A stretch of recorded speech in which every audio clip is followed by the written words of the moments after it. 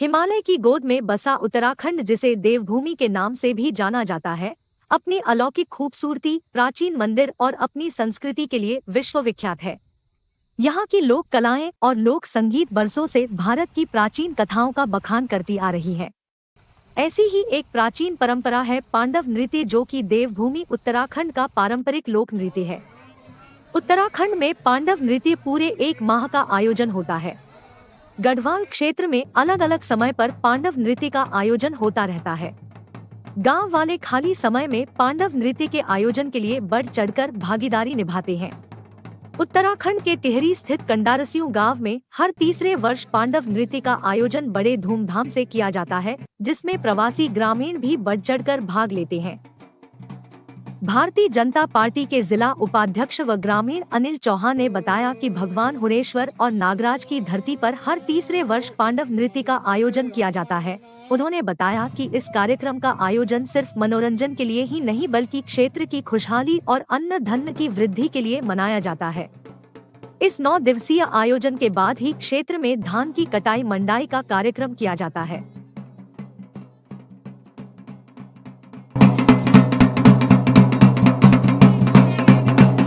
देखिए, सबसे पहले तो आपके चैनल का, आपके मीडिया का बहुत बहुत धन्यवाद जो आप यहाँ पर आए और आपने इस पांडव नृत्य को दिखाने का कार्य किया। मैं आपका बहुत बहुत धन्यवाद ज्ञापित करता हूँ। मैं आपको बता देता हूँ, भगवान हुणेश्वर नागराज देवता और पांडवों की स्थात में यह कार्यक्रम प्रत्येक 3 साल बाद मनाया जाता है। और यह कार्यक्रम केवल एक मनोरंजन के तौर पर नहीं मनाया जाता, बल्कि यह कार्यक्रम क्षेत्र की कुशलता के लिए, क्षेत्र के अन्न के भंडार, धन के भंडार भरे रहे और बहुत अच्छा क्षेत्र में समृद्धि रहे, इसलिए यह कार्यक्रम मनाया जाता है।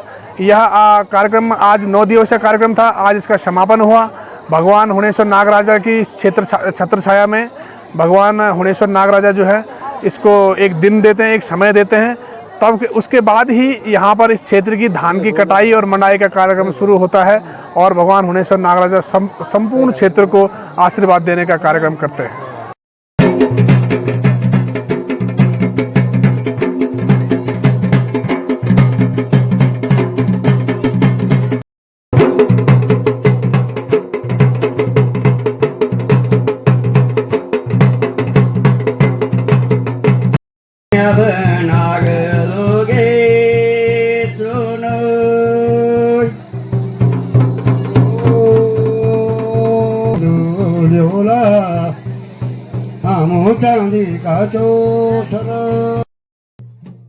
पांडव नृत्य कार्यक्रम समिति के अध्यक्ष दिनेश नेगी व डॉक्टर देव सिंह कंडारी ने बताया कि वर्षों से चली आ रही इस धार्मिक परंपरा को आगे बढ़ाते हुए बासर पट्टी के कंडारसियों, पोनी और खिरबेल तोनी गांव के ग्रामीण आगे बढ़ा रहे हैं, जिसमें गांव के जवान से लेकर बुजुर्ग तक हर व्यक्ति इस परंपरा को आगे बढ़ा रहे हैं।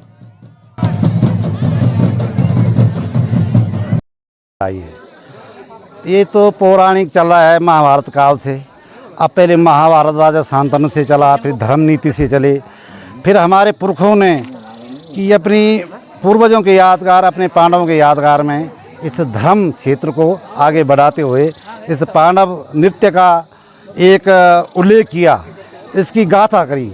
जैसे माँ द्रौपदी और 5 पांडव वरदानी पुत्र थे और धर्म की उनकी जीत हुई और इस परंपरा से हमारे क्षेत्र जो बासर पट्टी क्षेत्र है 32 गांव बासर का, और इसमें हमारे सम्मिलित जो इस कार्यक्रम के आयोजक है 3 ग्राम पंचायत कंडारसियों, पोनी और खिरबेल बासर। इसके जो पूर्वज है, जैसे हमारे वर्तमान में हमारे भाई साहब पंडित आदरणीय शिव प्रकाश कंसवाल जी, ये लगातार इनके पूर्वजों द्वारा पूरी शैली सीख रखी है। जैसे हमारे पौराणिक हमारे चाचा जी आदरणीय संरक्षक भगवान सिंह भंडारी जी और हमारे प्रधान प्रतिनिधि आदरणीय हमारे बड़े भाई साहब विजेंद्र लाल जी और हमारे क्षेत्रीय नेता अनिल चौहान जी और ये हमारे यूथ नेता है, भविष्य है, और जैसे आप ही हमारे मतलब जो प्रभारी है और हमारे भट्ट जी और जो जागरूक लोग समाज के होते इस शैली को जीवित कर रहे हैं, क्योंकि ये जीवित हो रही है शैली जो माताओं और बहनों का मिलन है। वैसे आज सोशल मीडिया के माध्यम से तो टीवी और मतलब पूरी सिनेमा घर में आ गई, पर ये हमारी जीवन शैली इसलिए न्योछावर हो रही, भावी पीढ़ी को मैसेज जाता है कि इस तरह धर्म का क्या होता है, क्षेत्र में क्या चीज़ बनती है और इससे क्या फ़ायदा होता है। और बहुत बहुत धन्यवाद आपका।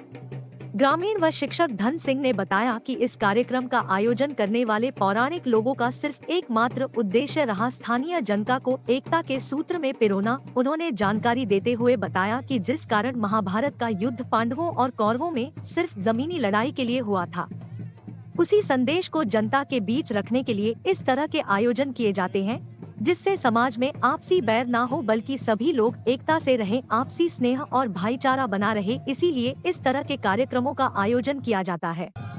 आपको बता दें, टिहरी के सीमांत घनसाली विधानसभा स्थित बासर पट्टी के कंडारस्यू गांव में कई वर्षों से पांडव नृत्य का आयोजन किया जा रहा है, जिसमें मुख्य किरदार 5 पांडव होते हैं, बाकी उनके सैनिक होते हैं और हाथी का रूप ऐरावत हाथी होता है। पांडव नृत्य कराने के पीछे गांव वालों द्वारा विभिन्न तर्क दिए जाते हैं, जिनमें मुख्य रूप से गांव में खुशहाली, अच्छी फसल को माना जाता है। साथ ही पशुओं में होने वाले रोग पांडव नृत्य कराने के बाद ठीक हो जाता है।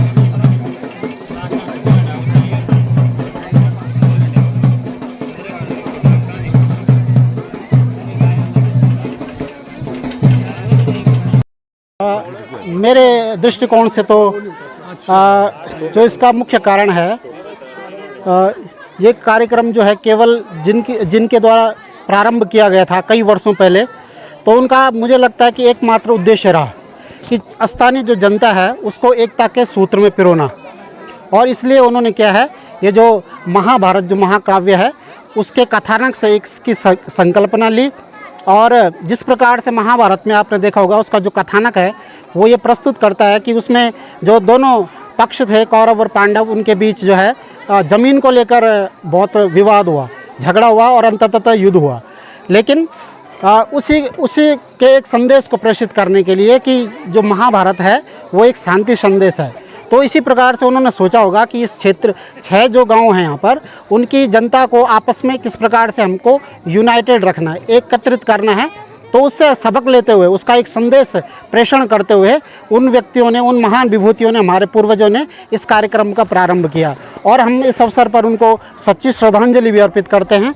और साथ ही साथ हमारे ग्राम प्रधान भाई साहब अनिल चौहान जी, डॉक्टर देव सिंह कंडारी जी, नत्य सिंह नेगी जी और हमारे चाचा जी संरक्षक हैं श्री भगवान सिंह भंडारी जी और अन्य सभी जो गांव के लोग हैं इस समिति से जुड़े हुए हैं, उन्होंने पूरे तन मन धन से यहाँ पे 9 दिन तक जो है अपनी सेवाएं प्रदान की।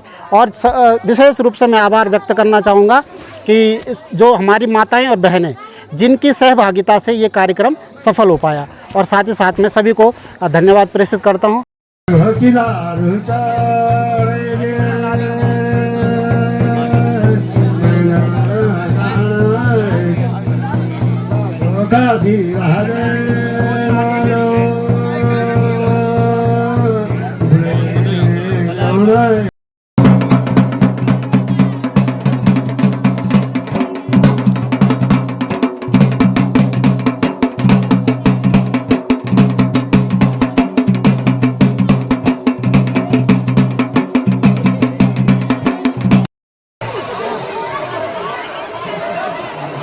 एक सेकंड बोले, एक सेकंड।